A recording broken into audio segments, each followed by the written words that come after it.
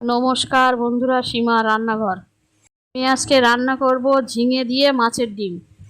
ঝিঙেগুলো কেটে ধুয়ে নিলাম, আলু কেটে ধুয়ে নিলাম, মাছের ডিম ধুয়ে পরিষ্কার করে নিলাম। কড়া বসালাম, সর্ষের তেল দিলাম, মাছের ডিমে লবণ হলুদ মাখিয়ে নিলাম, খুন্তি দিয়ে কেটে নিলাম। মাছের ডিমটা ভেজে নামিয়ে নিলাম। সর্ষের তেল দিলাম, আলু দিলাম, আলুগুলো ভেজে তুলে নিলাম। পেঁয়াজ দিলাম, পাঁচফোড়ন দিলাম, ঝিঙেগুলো দিয়ে দিলাম, নাড়াচাড়া করে নিলাম।